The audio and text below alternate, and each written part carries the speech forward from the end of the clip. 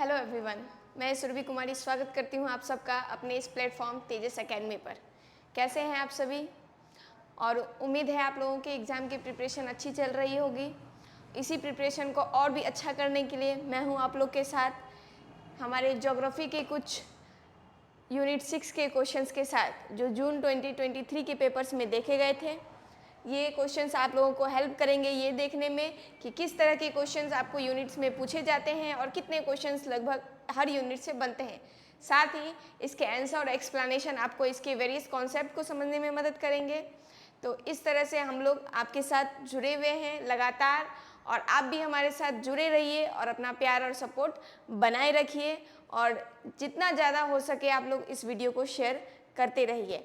आप कुछ भी इससे रिलेटेड जानकारी जानना चाहते हैं कमेंट सेक्शन में आप पूछ सकते हैं। आपको कोई इन्फॉर्मेशन है, आप ऑनलाइन या ऑफलाइन किसी माध्यम से अगर हमसे जुड़ना चाहते हैं तो आप जुड़ सकते हैं। ये एकेडमी आपको ऑनलाइन और ऑफलाइन दोनों तरह जुड़ने की सुविधा प्रदान करता है। तो स्टार्ट करती हूँ आज का सेशन। आज मैं हूँ आप लोगों के साथ हमारे geography unit 6 geography of economic activities and regional development के क्वेश्चन के साथ।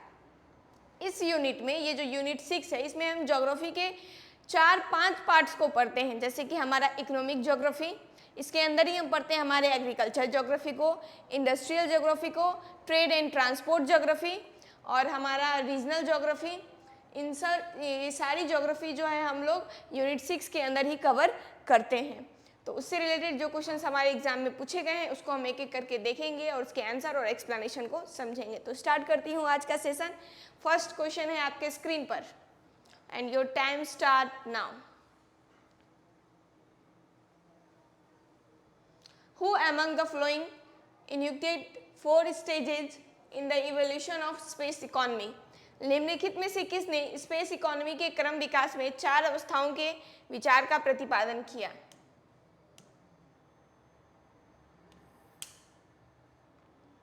ये क्वेश्चन एनटीए का फेवरेट बन चुका है, हम ऐसा कह सकते हैं, क्योंकि लगातार बैक टू बैक ये क्वेश्चन एनटीए अपने एग्जाम में पूछ रहा है।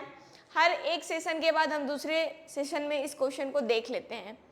और ये ऐसा नहीं है कि आपको सिर्फ जो हमारा दिसंबर का एग्ज़ाम है उसके लिए ही नहीं, नेट का जितना भी एग्ज़ाम है आप सारे पैटर्न को आप इसके द्वारा समझ सकते हैं। और आप ज्योग्राफी आप कहीं भी पढ़ें, कुछ भी पढ़ें, तो ज्योग्राफी तो वही रहेगी।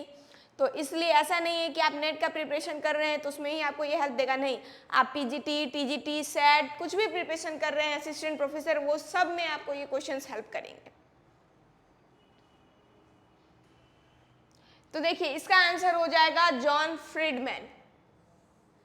जॉन फ्रीडमैन के द्वारा 1966 में कोर पेरिफेरी मॉडल दिया गया था। इस मॉडल में ही उन्होंने किसी भी रीजन के डेवलपमेंट में 4 स्टेज होते हैं इस बारे में बताया था। इसे ही स्पेस इकोनॉमी कहा जाता है कि कोई भी जो आर्थिक क्रियाकलाप होता है किसी भी स्थान का, किसी भी स्पेस का, वो 4 स्टेज से होकर के गुजरता है। देख लेते हैं हम थोड़ा इस मॉडल को समझ लेते हैं और भी।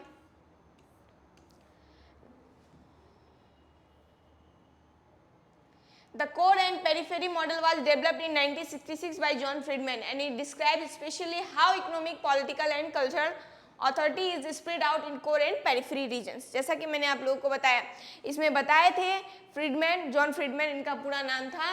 इन्होंने इसमें बताया था कि किस तरह से जो है कोई भी जो रीजन है उसका जो कोर एरिया है, कोर एरिया हम समझते हैं कि जो किसी रीजन का सबसे केंद्रीय भाग होता है, और पेरिफेरी रीजन जो उसका सबसे आउटर भाग होता है।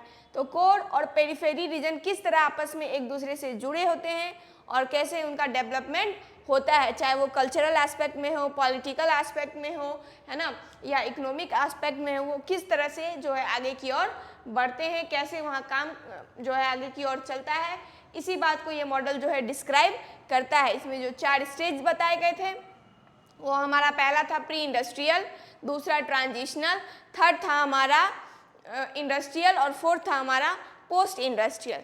इन चारों स्टेजों के थ्रू जो है डेवलपमेंट होता है। ये 4 स्टेज हम इस तरह से देख सकते हैं, ये 4 स्टेज हैं। यह हमारा जो है कोर रीजन है और ये हमारा पेरिफेरी हो गया। तो ये हमारा तब का फेज है जब क्या है, कोई भी जो है इंडस्ट्रियल नहीं हुई, इसको हम बोल सकते हैं, इस पहले रीजन को हम बोल सकते हैं हमारा प्री इंडस्ट्रियल सोसाइटी, ये हमारा है प्री इंडस्ट्रियल सोसाइटी, ये हमारा ट्रांजिशन के फेज में है, ये हमारा हो गया इंडस्ट्रियलाइज और ये हो गया हमारा पोस्ट इंडस्ट्रियलाइज। एक एक करके हम इसको समझ लेते हैं।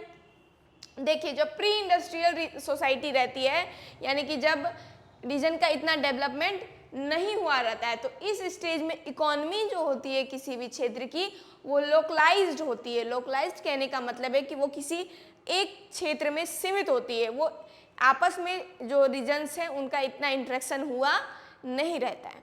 फिर जब दूसरा स्टेज आता है ट्रांजिशन का फेज, तो इसमें स्टेजेस जो है इंटरेक्शन होना स्टार्ट होता है, एक रीजन दूसरे रीजन से इंटरेक्ट करना शुरू करते हैं और इकोनॉमी जो क्या होती है ग्लोबलाइज होनी स्टार्ट हो जाती है। ग्लोबलाइज यानी उसका वैश्वीकरण होने लगता है विश्व स्तर पर।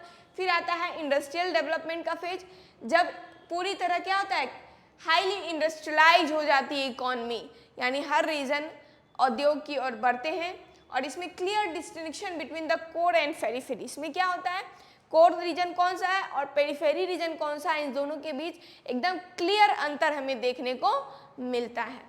और तब चौथा फेज आता है पोस्ट इंडस्ट्रियल, ये इंडस्ट्रियल फेज के बाद का समय है जब इक्वली डिस्ट्रीब्यूशन हो जाता है इकोनॉमिक एक्टिविटी का।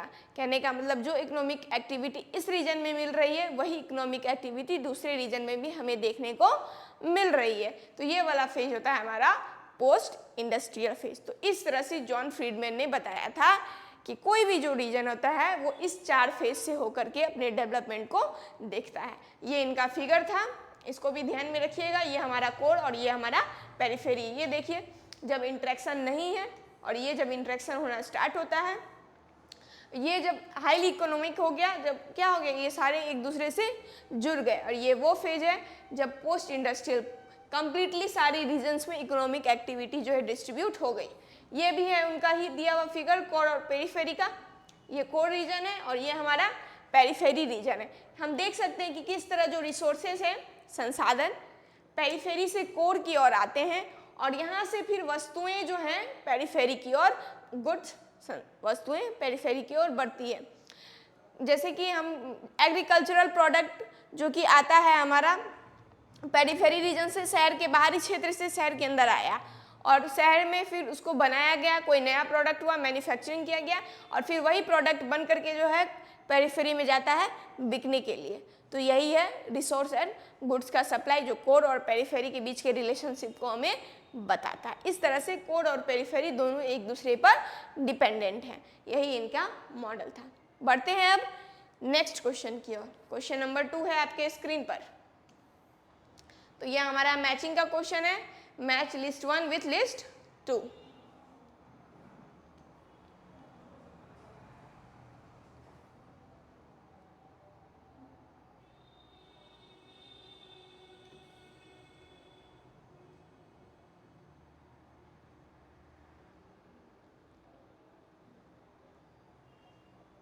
लिस्ट 1 को आपको लिस्ट 2 के साथ मैच करना है।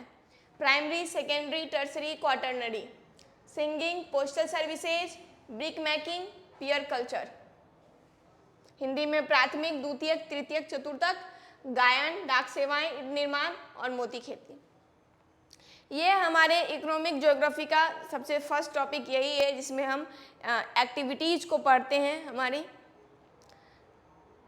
लगभग हर साल इससे एक क्वेश्चन पूछ लिया जाता है। तो देखिए हम लोग सब जानते हैं कि प्राइमरी एक्टिविटीज में किस तरह के काम होते हैं। तो प्राइमरी एक्टिविटीज में हम लोग जो है नेचुरल रिसोर्स का डायरेक्ट इस्तेमाल करते हैं, तो वो हो जाता है हमारा प्राइमरी एक्टिविटी। तो इसमें कौन सा ऐसा काम है जो हम लोग डायरेक्ट कर रहे हैं, जिसमें नेचुरल रिसोर्स को हम डायरेक्ट यूज कर रहे हैं? तो ये हो गया हमारा क्या पियर कल्चर।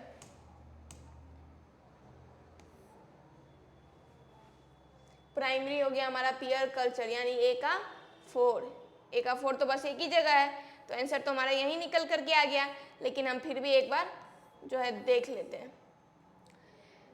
तो प्राइमरी में हो गया पियर कल्चर क्योंकि ये खेती से संबंधित है। जब हम नेचुरल रिसोर्स को डायरेक्ट यूज कर रहे हैं तो वो होता है हमारा प्राइमरी। सेकेंडरी होता है जब हम नेचुरल रिसोर्स को ट्रांसफॉर्म करते हैं, उसके रूप में चेंजेस लाते हैं, तो ये हो जाएगा हमारा ब्रिक मेकिंग। जैसे कि हमारा मिट्टी क्या है, नेचुरल है। अब उससे हम बना रहे हैं ईंटा, तो हम उस नेचुरल चीज को क्या किए, ट्रांसफॉर्म कर दिए, उसके रूप में परिवर्तन ला दिए। बी का हो गया 3, यहाँ है बी का 3। टर्शियरी हो जाएगा हमारा पोस्टल सर्विस, जब हम किसी सेवा संबंधित काम करते हैं तो वो हो जाता है हमारा टर्शियरी। फिर है हमारा क्वाटरनरी, तो ये हो जाएगा हमारा सिंगिंग, डी का 1। तो इस तरह से हमारा ऑप्शन डी हो जाएगा सही आंसर। अब है कि सिंगिंग क्वाटरनरी में क्यों, जब हम किसी स्पेसिफिक इन्वायरमेंट में कोई सर्विस दे रहे होते हैं तो वो होता है हमारा क्वाटरनरी एक्टिविटी। लाइक जैसे कि मैं आप लोगों को पढ़ा रही हूँ तो ये भी मैं आपको सर्विस दे रही हूँ, तो ये एक स्पेसिफिक इन्वायरमेंट है, इंस्टीट्यूशनल इन्वायरमेंट है, तो ये हो गया क्वाटरनरी एक्टिविटी। लाइक थिएटर्स में जो आप लोगों को एंटरटेन किया जाता है वो क्वाटरनरी एक्टिविटी हो गया। हॉस्पिटल में जो एक्टिविटी होती है वो क्वाटरनरी हो गया। जब स्पेसिफिक इन्वायरमेंट में कोई सर्विस दिया जाता है तो वो आता है हमारा क्वाटरनरी में। देख लेते हैं हम लोग थोड़ा और एक्सप्लेनेशन इन सब चीज़ों का। ये देखिए, primary activities, pretend to obtain the natural resources from nature directly हम नेचर का जो वस्तुओं का जो इस्तेमाल करते हैं वो प्राइमरी। ये सब कुछ एग्जाम्पल्स है प्राइमरी एक्टिविटीज के, आप लोग नोट डाउन कर लीजिएगा। Gathering, farming, animal husbandry, fishing, forestry, obtaining minerals, ये सब सारे हमारे प्राइमरी एक्टिविटी में आते हैं। और जो लोग प्राइमरी एक्टिविटी में इंक्लूड होते हैं यानी जो उस काम को करते हैं उन्हें बोला जाता है red collar worker, red collar worker. और जो स्पेशली माइनिंग एक्टिविटी करते हैं उन्हें ब्लैक कॉलर वर्कर बोला जाता है। और वैसे प्राइमरी एक्टिविटी वाले को रेड कॉलर वर्कर बोला जाता है, ये आप लोग नोट डाउन कर लीजिएगा। फिर है हमारा सेकेंडरी एक्टिविटी, तो जब हम नेचुरल रिसोर्स को ट्रांसफॉर्म कर देते हैं और उसकी कीमत को क्या करते हैं, बढ़ा देते हैं, तो वो हो जाता है हमारा सेकेंडरी एक्टिविटी। कोई भी जो मैन्युफैक्चरिंग का काम है, इंडस्ट्री का काम है, वो सब हमारा चला आएगा सेकेंडरी एक्टिविटी में। इसको बोला जाता है ब्लू कॉलर वर्कर, जो इस काम में इंक्लूड होते हैं। फिर है हमारा टर्शियरी एक्टिविटी, जब हम किसी से संबंधित कोई सेवा दे रहे होते हैं, जैसे बिजनेस हो गया, क्लर्क हो गया, बार्बर हो गया, तो ये सब हमारा चलाता है टर्शियरी एक्टिविटी में। और जो लोग टर्शियरी एक्टिविटी में लगे होते हैं उन्हें बोला जाता है वाइट कॉलर वर्कर, नोट कर लीजिए आप लोग।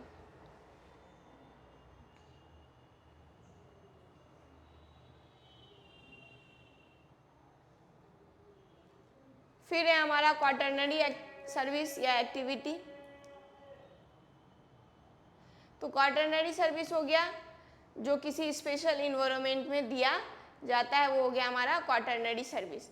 और इस काम में भी लगे हुए लोगों को वाइट कॉलर वर्कर ही बोला जाता है ना। होटल में टीचिंग सर्विस जो दी जाती है, होटल में जो आपको सर्विस दी जाती है, हॉस्पिटल में जो आपको हॉस्पिटलिटी की सर्विस दी जाती है, स्कूल इंस्टीट्यूट में जो आपको टीचिंग की सर्विस दी जाती है, ये सब चला आता है हमारा क्वाटरनरी एक्टिविटीज़ में। Researchers, legal consultants, financial advisers, professional consultants, software personnel, ये सब चले आते हैं हमारे क्वाटरनरी में। हम कह सकते हैं कि quaternary activities are developed from of services with specific knowledge, technical skill and competence administration, कि जो हमारा क्वाटरनरी एक्टिविटी होता है इसमें जो लोग होते हैं वो क्या होते हैं, उनके पास अपनी स्किल होती है, उनके पास स्पेसिफिक नॉलेज होता है, वो किसी स्पेसिफिक काम को करने में अपनी एबिलिटी रखते हैं, तो वही लोग जो है इस काम को कर रहे होते हैं। लाइक कोई म्यूजिशियन है, किसी भी इंस्ट्रूमेंट को बजा रहा है तो उसकी वो स्पेशलिटी है, हर कोई ऐसा नहीं कर सकता है, तो इसी तरह से ये हो जाता है जो स्पेसिफिक काम को करते हैं, तो ये हमारा क्वाटरनरी एक्टिविटी हो जाता है। इसको भी हम लोग वाइट कॉलर वर्कर बोलते हैं। एक होता है हमारा गोल्ड कॉलर, जो क्वीनरी एक्टिविटी होती है, उसको जो लोग कर रहे होते हैं उसको हम लोग बोलते हैं gold collar worker, note down कर लीजिएगा, वो भी इम्पॉर्टेंट है। लाइक जैसे कि हमारे जो पॉलिटिशियन होते हैं और किसी कंपनी का सीईओ हो गया, तो इन लोगों को हम बोलते हैं गोल्ड कॉलर, जिनके पास पूरी अथॉरिटी होती है किसी फाइनल डिसीजन को लेने की, वही होता है हमारा गोल्ड कॉलर। बढ़ते हैं नेक्स्ट क्वेश्चन की ओर। क्वेश्चन नंबर 3 है आपके स्क्रीन पर, पहले देख लीजिए इसका इंग्लिश में। क्वेश्चन थोड़ा बड़ा है तो एक साथ स्क्रीन पे लाने में थोड़ी प्रॉब्लम होगी। इंग्लिश देखिए, फिर मैं हिंदी को लाऊंगी।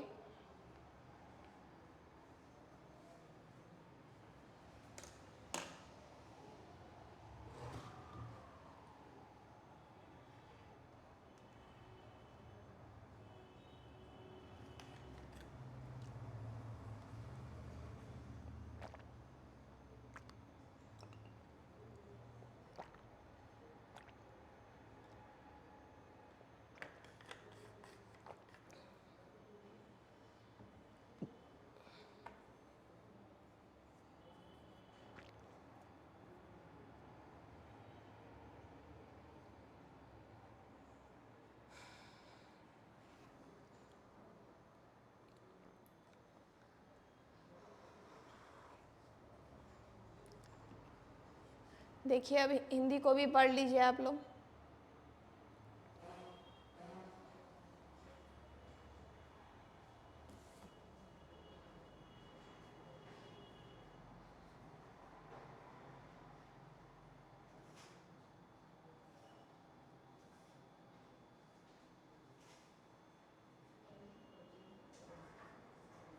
और ये हमारे ऑप्शंस हो गए।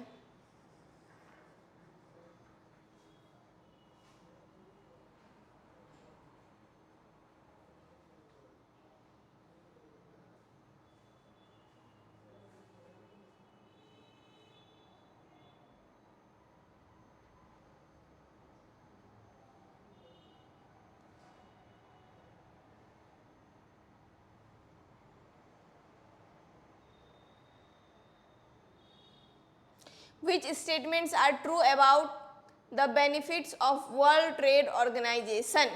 यानी कि जो WTO है उसके बेनिफिट से रिलेटेड कौन से स्टेटमेंट्स ऐसे हैं जो इसमें सही है, उस सही स्टेटमेंट्स को आप लोगों को आइडेंटिफाई करना है। तो पहला स्टेटमेंट कह रहा है trade disputes between and among countries are handled constructively. कह रहा है कि जो दो या दो से अधिक देश होते हैं उनके बीच जो व्यापार संबंधित जो भी बातें होती हैं, विवाद होता है, उनका सही ढंग से समाधान किया जाता है। तो क्या ऐसा WTO करता है? सबसे पहले WTO क्या है? तो WTO है वर्ल्ड ट्रेड ऑर्गेनाइजेशन, जिसकी स्थापना 1 जनवरी 1995 को हुई थी। ये आया था कौन से ऑर्गेनाइजेशन को हटा करके? तो इससे पहले था GATT, general agreement on tariffs and trade, जो कि 1948 में बना था। इस संस्थान को रिप्लेस करके ही आया था WTO, जो कि विश्व स्तर पर बनाया गया एक ऐसा संस्थान था जिसका काम था जो देश हैं जो आपस में व्यापार कर रहे हैं उनके बीच व्यापारिक संबंधों को सही से रखना और उनके बीच के वाद विवादों का निपटारा करना। तो पहला क्या है? पहला तो वही काम कर रहा है। तो ये बेनिफिट है WTO के आ जाने से। क्या हुआ? जो देशों के बीच में जो वाद विवाद होते थे व्यापारिक संबंधित, उन विवादों का निपटारा किया जाने लगा। यानी हमारा स्टेटमेंट ए क्या हो जाएगा? करेक्ट हो जाएगा। ए स्टेटमेंट हमारा करेक्ट हो जाएगा। तो ए हमारा यहाँ है, यहाँ है, तो ये दोनों ऑप्शन हमारे चले गए। Okay, now statement B, liberalised global trade provides greater choice of products and their qualities. कह रहा है कि जब उदारीकरण हुआ तो उसके कारण जो विश्व व्यापार बढ़ा, उसने लोगों के पास प्रोडक्ट्स में चॉइस बढ़ा दी, चुनने की जो क्वांटिटीज़ हैं वो बढ़ गई, लोगों को क्वालिटी अच्छी मिलने लगी।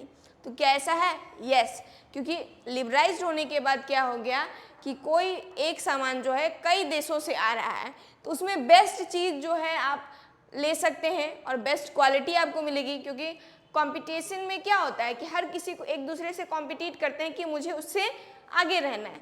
तो ऐसा ही सामानों में भी होने लगा। जब एक ही सामान एक जगह 10 दुकानें बेच रही होंगी तो आपके पास चॉइस होगा, आप यहाँ नहीं तो वहाँ, वहाँ नहीं तो वहाँ, कहीं भी ले सकते हैं।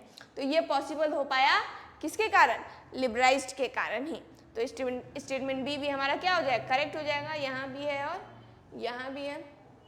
ओके, सी कह रहा है rules make life difficult for all. कह रहा है कि WTO के जो रूल्स है उसने जो है जीवन और कठिन कर दिया। नहीं, ऐसा बिल्कुल नहीं है। इसमें जो रूल्स लाया गया उस रूल से क्या हुआ? व्यापार में बहुत कुछ जो है आसान हो गया। जो नियम कानून है पूरे विश्व स्तर पर बनाए गए, तो कोई भी देश जो है अपनी मनमानी नहीं कर सकता है। तो इसलिए स्टेटमेंट सी हमारा गलत हो जाएगा, तो सी तो हमारा गया ही। फिर डी कह रहा है the liberalised trade cuts the cost of living.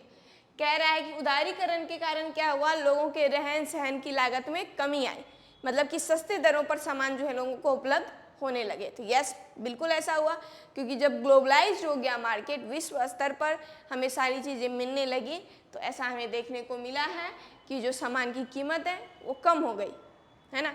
तो हमारा स्टेटमेंट डी करेक्ट हो जाएगा। डी हमारा यहाँ है, यानी कि हमारा ऑप्शन ए हो जाएगा सही।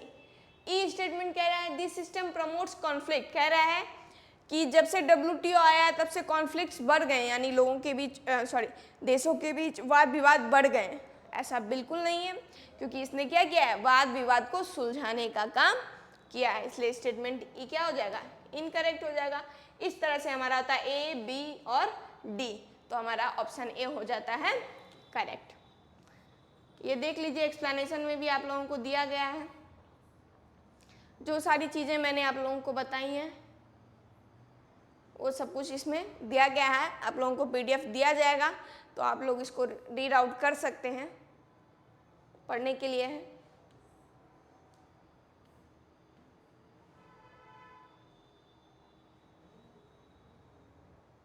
कौन सा स्टेटमेंट सही है और कैसे सही है, पूरी तरह मैंने एक्सप्लेन किया है, वही सब बात इस पे मैंने लिखी भी है।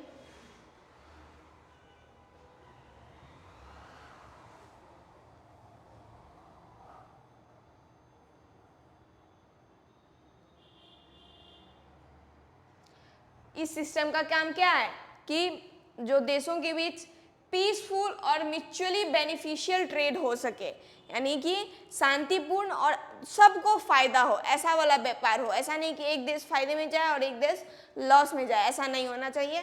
तो इस चीज़ का मेंटेन करने का काम है WTO का। तो ये कॉन्फ्लिक्ट कैसे कर सकता है, कॉन्फ्लिक्ट नहीं कर सकता है ना। तो इस तरह से स्टेटमेंट ये हमारा इनकरेक्ट हो जाता है। इसका काम है कॉन्फ्लिक्ट को मिनिमाइज करना, जो कॉन्फ्लिक्ट है उसको कम करना, ना कि उसे बढ़ाना। बढ़ते हैं हम लोग नेक्स्ट क्वेश्चन की ओर। क्वेश्चन नंबर 4 है हमारे स्क्रीन पर। Which of the flowing countries of the world the farming is severally restricted, है ना। विश्व के कौन से देश हैं जिसमें, कौन सा इसमें से देश है जिसमें कृषि जलवायु कारणों से गंभीर रूप से नियंत्रित है। कहने का मतलब जहाँ पे जलवायु ऐसी नहीं है कि कृषि की जा सके, मतलब बहुत कंट्रोल्ड है, थोड़ा बहुत हम लोग भले कर ले, लेकिन सही मायने में जहाँ कृषि नहीं की जा सकती, ऐसा कौन सा देश होगा। क्या मैक्सिको होगा, स्पेन होगा, कनाडा होगा या चाइना होगा।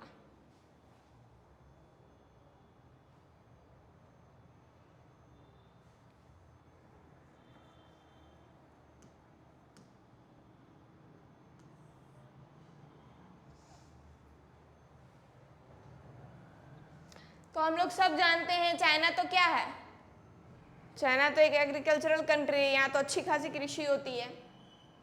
इसमें से कनाडा ही एकमात्र ऐसा देश है जो ऐसे लोकेशन पर जो है स्थित है जहाँ क्या है, बहुत ही कोल्ड क्लाइमेट पाया जाता है। ये लगभग 43 से लेकर के 80 डिग्री लैटिट्यूड के एरिया में लगभग ये सिचुएटेड है। तो इसका नॉर्दर्न पोर्शन तो क्या है, बिल्कुल ही पोलर रीजन के नज़दीक है, और हम लोग जानते हैं कि पोलर रीजन पे क्या होता है, कोल्ड क्लाइमेट होता है। तो इसलिए कनाडा का आधा रीजन तो हमेशा क्या होता है, फ्रोजन ही होता है। नॉर्दर्न पार्ट इसका हमेशा फ्रोजन होता है। जो सदर्न पार्ट होता है उसमें थोड़ा मॉडरेट क्लाइमेट होता है, तो थोड़ी बहुत कृषि की जा सकती है, लेकिन वहाँ भी जो है वेदर बहुत क्या होता है, उसका भी कोई ये नहीं रहता है कि ये ऐसा वेदर रहेगा ही जैसे हमारे यहाँ है, प्रॉपर टाइमिंग है हर वेदर का। पर कनाडा के साथ ऐसा नहीं है, वहाँ पे वेदर कंडीशन कभी भी चेंज हो जाती है। तो इसके कारण क्या है, कनाडा में जो है कृषि संभव नहीं है। वहाँ सालों भर जो है वहाँ का जो ग्राउंड है वो बर्फ से ढका रहता है। देख लेते हैं हम लोग और भी चीज़ें। स्पेन, मैक्सिको, ये सब में तो खेती होती ही है।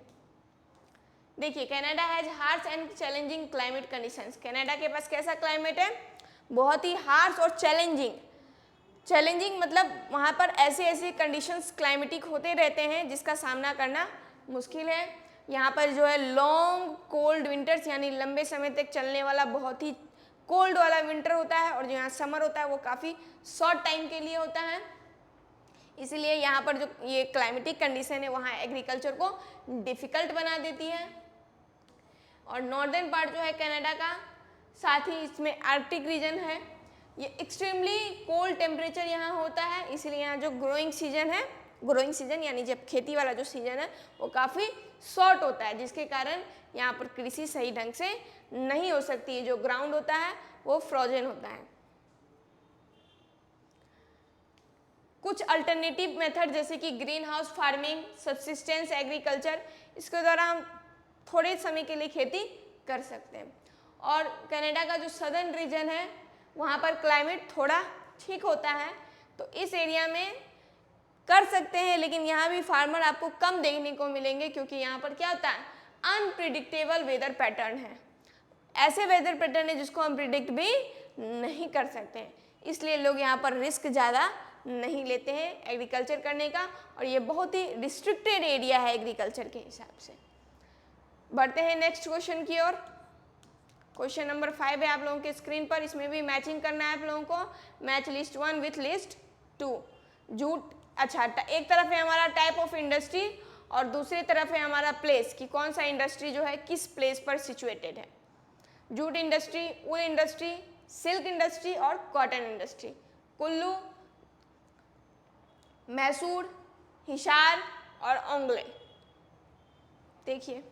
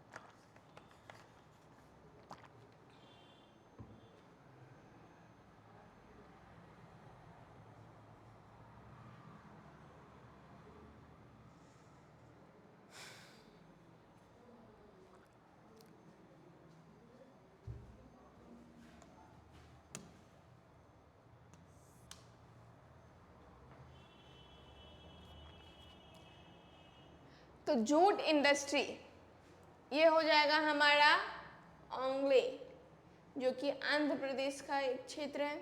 एक का 4 यहाँ है और यहाँ है। फिर हो जाएगा ऊल, ऊल यानी कि ऊन हमारा कुल्लू हो गया हिमाचल प्रदेश में। बी का 1 यहाँ है। सिल्क, हम लोग सब जानते हैं सिल्क जो है मैसूर सिल्क इंडस्ट्री के लिए काफ़ी फेमस है। सी का 2 यहाँ है, यहाँ नहीं है, तो ये चला गया, ये भी चला ही गया, तो बच गया हमारा आंसर निकल गया ऑप्शन बी। लास्ट ऑप्शन हमारा क्या है, कॉटन। तो कॉटन हमारा हिसार हो गया हरियाणा में। डी का 3। इस तरह से हमारा जो है आंसर निकल के आ गया ऑप्शन बी। हम लोग देख लेते हैं एक करके सारी इंडस्ट्री के बारे में। देखिए जूट इंडस्ट्री जो है भारत की one of the oldest and most prominent industry है। ये जो जूट प्रोड्यूसिंग स्टेट्स है भारत के मुख्य, वो हमारे वेस्ट बंगाल, असम, बिहार, उड़ीसा और आंध्र प्रदेश है। और ओंगोल जो है वो एक सिटी है, कहाँ की, आंध्र प्रदेश की, है ना, प्राक्सम डिस्ट्रिक्ट की, जो कि जूट इंडस्ट्री के लिए जानी जाती है। इसी तरह जो हमारे इंडिया का मेजर वूल प्रोड्यूसिंग स्टेट्स है वो हमारा हो गया आंध्र प्रदेश, कर्नाटक, गुजरात, जम्मू कश्मीर, हिमाचल प्रदेश और हरियाणा, जिसमें कि कुल्लू हमारा दिया गया था, जो कि हिमाचल प्रदेश का एक एरिया है, जो कि वैली ऑफ गॉड्स के नाम से भी जाना जाता है। और सिल्क में जो है इंडिया सेकेंड लार्जेस्ट प्रोड्यूसर है वर्ल्ड का, और जो भारत का सबसे लार्जेस्ट प्रोड्यूसर स्टेट है वो है कर्नाटका, और मैसूर जो है कर्नाटका के ही सदर्न मोस्ट इंडस्ट्री है, जो कि सिल्क इंडस्ट्री के लिए जानी जाती है ना।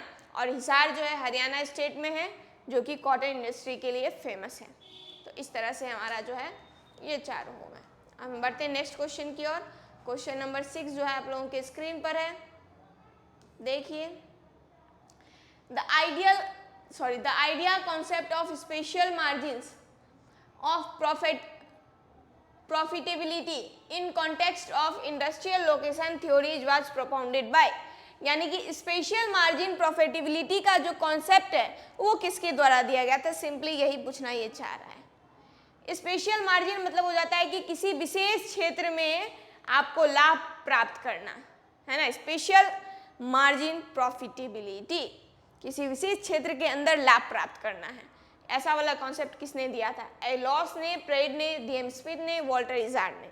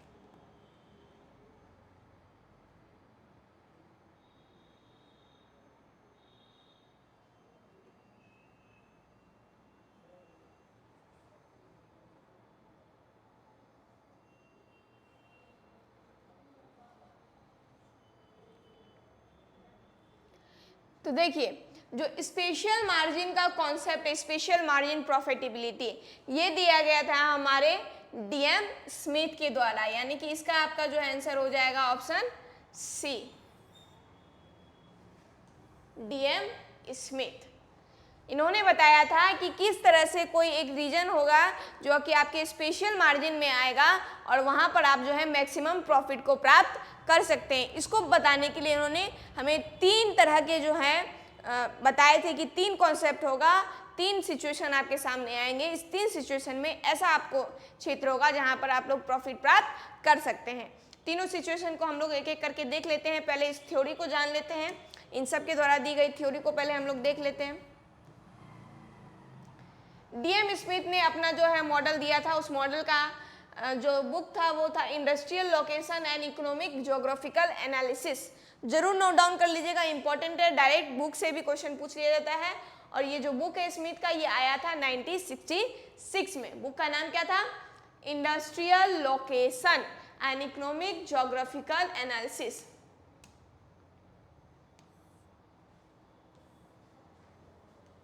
जो कि 1966 में आया था। इसमें इन्होंने कंटूर लाइन या कोस्ट कंटूर आइसोप्लेथ का इस्तेमाल किया था। यह पहला इकोनॉमिक मॉडल था जिसमें कंटूर लाइन का इस्तेमाल किया गया था, जो कि ज्वाइन करता था किसको? इक्वल कोस्ट वाले प्लेस को। ठीक है, यह ग्राफिक लाइन था। इस थ्योरी ने क्या किया था? स्पेशल मार्जिन के कॉन्सेप्ट को जो है बताया था। देखिए कैसे इन्होंने बताया था, सपोज दैट ये आपका है कोस्ट, जो लग रहा है लागत, ये आपका कांस्टेंट है यानी कि स्थिर है, सब जगह समान ही कोस्ट आपको लागत लग रहा है। और ये आपका है रेवेन्यू का लाइन यानी कि प्रॉफिट का, किसी सामान को जो बेचते हैं, रेवेन्यू इक्वल टू सेल, किसी सामान को हम बेच रहे हैं तब जो लाइन बन रहा है। ये देख लीजिएगा, ये इनका ही फिगर है, ये वेरिएबल है, यानी कि पहला सिचुएशन है जिसमें कॉस्ट क्या है? कांस्टेंट है यानी स्थिर है, और रेवेन्यू वेरिएबल है यानी कि चेंज हो रहा है, या कहीं पर हमको सेलिंग ज्यादा हो रहा है और कहीं पर जो है सेलिंग कम हो रहा है। एक सेकेंड, मैं फिर से आप लोगों को बता देती हूँ, उसको एक्सप्लेन करती हूँ अच्छे से। ये हमारा कॉस्ट का लाइन हो गया जो कि कांस्टेंट है,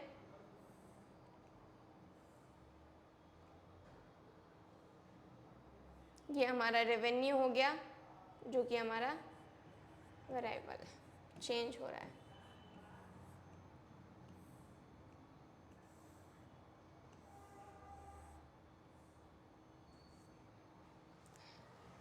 आपको देख रहे हैं कि कोस्ट यहाँ भी सेम लग रहा है, यहाँ भी सेम लग रहा है। ये हम मान लेते हैं पॉइंट ए, इसको मान लेते हैं हम पॉइंट बी।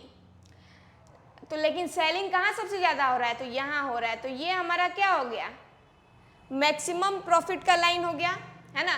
तो ये मैक्सिमम प्रॉफिट का जो लाइन हुआ यही हो गया हमारा रीजन, हो गया स्पेशल मार्जिन का, जहाँ पर हम सबसे ज़्यादा प्रॉफिट को जो है प्राप्त कर सकते हैं, क्योंकि यहाँ पर हमारा क्या लग रहा है? लीस्ट कॉस्ट लग रहा है, कॉस्ट इक्वल है और प्रॉफिट हमको सबसे ज़्यादा हो रहा है।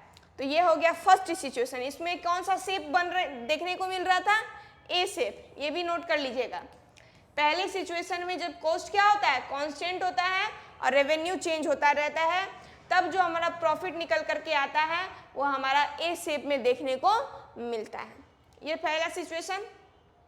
दूसरा सिचुएशन उन्होंने बताया जब ठीक इसका अपोजिट हो जाएगा, यानी कि वेरिएबल हमारा कांस्टेंट होगा, स्थिर, और हमारा जो कॉस्ट होगा वो चेंज होता रहेगा। इस तरह से कॉस्ट हमारा क्या हो रहा है? चेंज हो रहा है। तब जो सिचुएशन बन के आएगी, इसमें देखिए कॉस्ट आपको यहाँ लग रहा है क्या? ज्यादा लग रहा है, और धीरे धीरे कॉस्ट क्या हो रहा है? कम होता जा रहा है। यहाँ पर आपको लग रहा है सबसे कम कॉस्ट, है ना। और जो सेलिंग हो रहा है वो तो इक्वल है, यहाँ जितना सेलिंग हो रहा था वही इतना भी उतना ही हो रहा है, और यहाँ पर सेलिंग क्या हो रहा है? सबसे, ये कॉस्ट जो आपको सबसे कम लग रहा है और सेलिंग इक्वल है, तो इसीलिए ये वाला क्या हो जाएगा? लीस्ट कॉस्ट वाला लाइन हो जाएगा, है ना। तो ये हो गया हमारा मैक्सिमम प्रॉफिट, यहाँ पर हो जाएगा इस रीजन में। ये हो गया स्पेशल मार्जिन का रीजन, और इसमें कौन सा शेप आया? भी शेप। भी शेप है ना। तो इस तरह से ये सेकेंड सिचुएशन हो गया हमारे स्मिथ के मॉडल का, जिसमें कॉस्ट क्या होता है? वेरिएबल होता है, और जो हमारा रेवेन्यू होता है, सॉरी ये वेरिएबल नहीं होगा, ये होगा हमारा रेवेन्यू। इसको रेवेन्यू लिख लीजिएगा, जो वेरिएबल है। ये हमारा रेवेन्यू की लाइन है ये। तो रेवेन्यू क्या है? कांस्टेंट है, स्थिर है, और कॉस्ट चेंज हो रहा है, लागत बदल रहा है। तो लागत यहाँ पर सबसे कम लग रहा है और सेलिंग तो सब जगह इक्वल है, तो इसलिए ये क्या हो जाएगा? हमारा मैक्सिमम प्रॉफिट वाला लाइन हो जाएगा, है ना। तो इस तरह से ये जो अपने थ्योरी को एक्सप्लेन किए थे। और तीसरा इन्होंने कॉन्सेप्ट दिया था जिसमें ये बताए थे कि हमारा जो कॉस्ट वाला लाइन है वो भी हमारा क्या है? चेंज होगा, और जो हमारा प्रॉफिट वाला लाइन है, रेवेन्यू वाला, वो भी मतलब वेरिएबल है, ना तो कॉस्ट कहीं पर सेम है और ना ही प्रॉफिट। जैसे कि ये हमारा कॉस्ट का लाइन हो गया और ये हमारा रेवेन्यू का हो गया।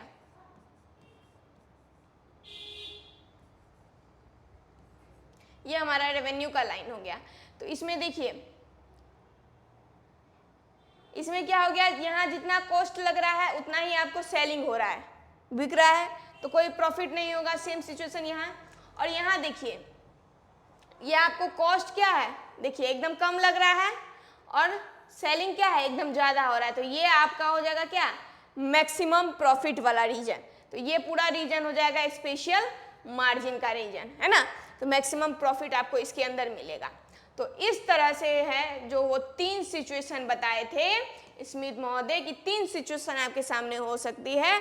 उस 3 सिचुएशन में ही आपके पास एक ऐसा परिस्थिति होगा जहां पर एक ऐसा प्लेस होगा जहां पर आप मैक्सिमम प्रॉफिट ले सकते हैं। तो किसी भी इंडस्ट्री को लगाने के लिए इस तरह का प्रॉफिटर रीजन जो है ढूंढा जाता है। तो ये 3 जो है लोकेशन वाइज जो उनके द्वारा बताए गए कॉन्सेप्ट थे। तो इस तरह से डीएम स्मिथ ने 1966 में अपना जो है मॉडल एक्सप्लेन किया था अपने book industrial location and economic geographical analysis में। बढ़ते हैं हम लोग नेक्स्ट।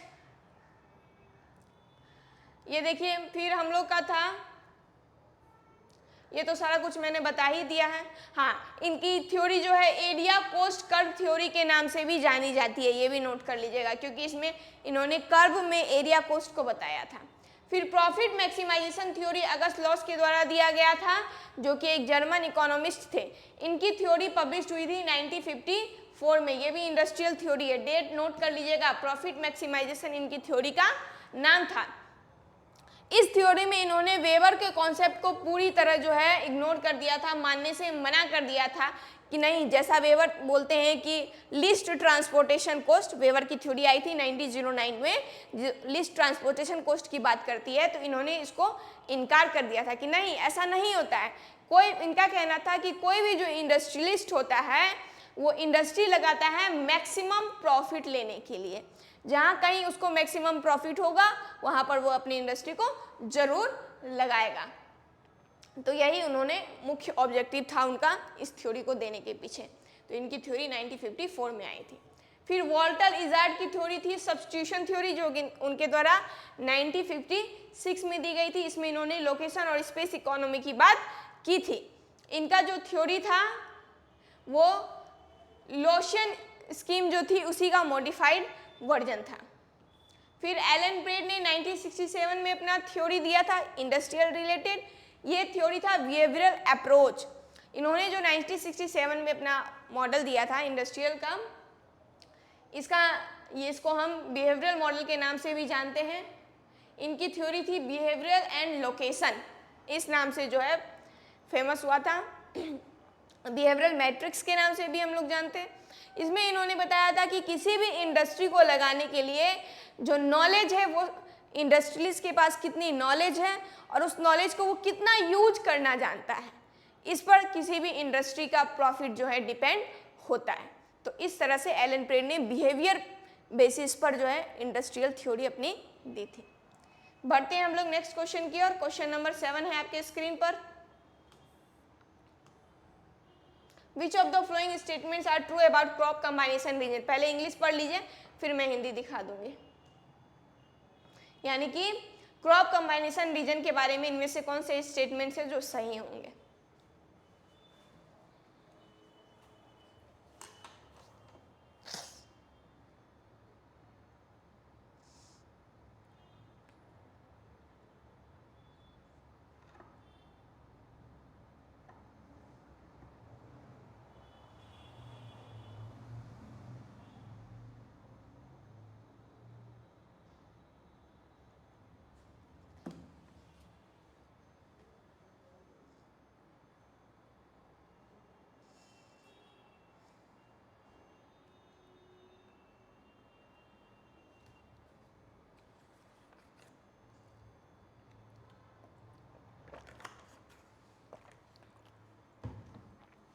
ये देख लीजिए हिंदी में।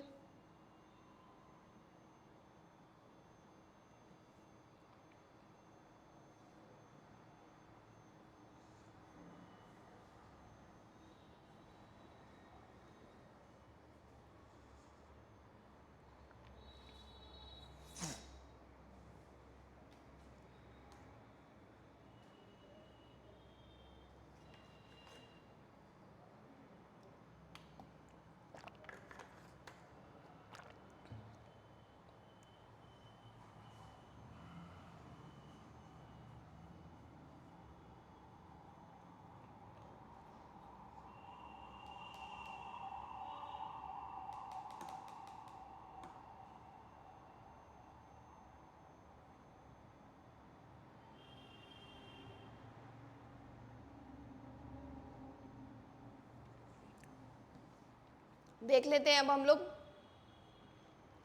कह रहा है क्रॉप कंबाइनेशन रीजन के बारे में कि ये जो है एग्रीकल्चरल रीजनलाइजेशन के लिए एक अच्छा आधार प्रदान करता है। क्रॉप कंबाइनेशन क्या होता है? जब किसी पार्टिकुलर टाइम में किसी पार्टिकुलर रीजन में हम कुछ क्रॉप्स को एक साथ इस तरह लगाते हैं कि दोनों क्रॉप्स जो हैं या जो भी क्रॉप्स में हम साथ लगा रहे हैं वो आपस में साथ साथ ही क्या होते हैं, ग्रो करते हैं। तो वही होता है हमारा क्रॉप कंबाइनेशन। क्रॉप्स को कंबाइन किया जाता है इस तरह से कि उन दोनों की जो न्यूट्रिएंट्स हैं, जो आवश्यक न्यूट्रिएंट्स हैं, वो ओवरलैप नहीं करना चाहिए। वो चीज़ें देख करके जो है कंबाइन किया जाता है। तो ये जो है हर रीजन के सॉइल, क्लाइमेट, जो वहाँ का फिजिकल फीचर्स है उस पर डिपेंड होता है। तो हर रीजन का कंबाइनेशन अलग अलग क्रॉप का होता है। तो सही बात है, इसके द्वारा हम एग्रीकल्चर रीजनल की पहचान कर सकते हैं, क्योंकि जब हमको पता चल जाएगा किस रीजन में कौन सा क्रॉप जो है कंबाइनेशन किया जा सकता है तो हम उसको रीजन वाइज डिवाइड कर सकते हैं। तो इसीलिए हमारा स्टेटमेंट ए क्या हो जाएगा, सही हो जाएगा। स्टेटमेंट ए हमारा आ रहा है ऑप्शन ए में बी में और सी डी में, तो सी हमारा कट जाएगा, ए हो गया हमारा सही। फिर है helps in studying agricultural productivity, कह रहा है कि जो कृषि उत्पादकता का अध्ययन करने में सहायता करता है, नहीं, इससे हमको उत्पादकता संबंधित कोई जानकारी नहीं मिलती है, तो बी हमारा यहाँ ये चला गया, बी यहाँ बी है तो ये भी चला गया स्टेटमेंट। आंसर तो हमारा निकल करके आ गया बी, देख लेते हैं। सी कह रहा है helps in formulation of agricultural policy, कृषि संबंधित नीति बनाने में मदद मिलती है। यस, मिलती है। कैसे? तो जब हमको पता चल जाएगा कौन से रीजन में कौन सा क्रॉप कंबाइनेशन किया जा सकता है, किस रीजन में कौन से क्रॉप अच्छे उगेंगे, क्या ग्रो होगा, तो उसके हिसाब से हम लोग को जो एग्रीकल्चर डेवलपमेंट के लिए नई पॉलिसीज लानी है, प्लानर को, रिसर्चर्स को, तो वो नई पॉलिसी जो है बना सकते हैं। इस तरह से स्टेटमेंट सी हो गया सही। Provides a comprehensive understanding of agricultural mosaic of an agro climatic region for planning and development of agriculture, कह रहा है कि कृषि संबंधित विकास करने के लिए, उसको प्लान करने के लिए, है ना, एग्रीकल्चरल रीजन को आपस में जोड़ने के लिए ये एक अच्छा हमें अंडरस्टैंडिंग प्रोवाइड करता है। राइट, करता है, बिल्कुल सही है, क्योंकि जैसे जैसे हम क्रॉप कंबाइनेशन को जानेंगे, उसके रीजन को जानेंगे, वैसे वैसे हम क्या कर सकते हैं, उस रीजन में किन चीज़ों की कमी है, क्या वहाँ पर डेवलप किया जाना चाहिए, कौन सी पॉलिसी लानी चाहिए कि हमारा वो एग्रीकल्चरल रीजन डेवलप कर सके। तो इन सब चीज़ों को हम जो है क्रॉप कंबाइनेशन के द्वारा जान सकते हैं। इसीलिए हमारा ए, सी और डी स्टेटमेंट सही हो जाएगा ऑप्शन बी के साथ। एक बार देख लीजिए, एक्सप्लेनेशन दिया गया है आप लोगों को। क्रॉप कंबाइनेशन रीजन जो होता है वो एग्रीकल्चरल रीजनाइजेशन के लिए बेसिक प्रदान करता है। हर रीजन का अपना अपना क्रॉप कंबाइनेशन होता है कि वो वहाँ की जो फिजिकल फैक्टर हैं, सोयल, क्लाइमेट, है ना, वहाँ की जो एग्रीकल्चरल प्रैक्टिस है उस पर डिपेंड होता है।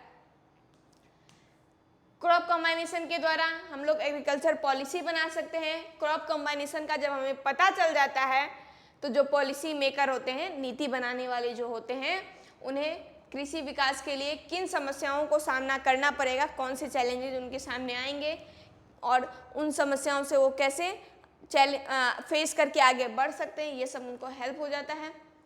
स्टेटमेंट डी इसीलिए सही है क्योंकि अगर हम किसी भी स्पेसिफिक रीजन का क्रॉप या उसको बढ़ाने के लिए जो एरिया है उसका अध्ययन करते हैं तो उसका जो स्पेशल डिस्ट्रीब्यूशन होगा, यानी किस रीजन में कौन से क्रॉप हमें मिलेंगे, क्या उसका इंट्रैक्शन होगा, उसके द्वारा जो है हम लोग डेवलपमेंट आगे की ओर और उससे रिलेटेड डिसीजन जो है ले सकते हैं। तो इस तरह से हमारा जो है ए, सी और डी स्टेटमेंट सही हो जाता है। तो आज के लिए बस इतना ही, ये था हमारा आज का अंतिम क्वेश्चन। तब तक के लिए think, trust, perform and achieve, सोचिए, विश्वास कीजिए, काम कीजिए और अपने गोल को अचीव कीजिए। मिलती हूँ आप लोगों से नेक्स्ट सेशन में। Thank you.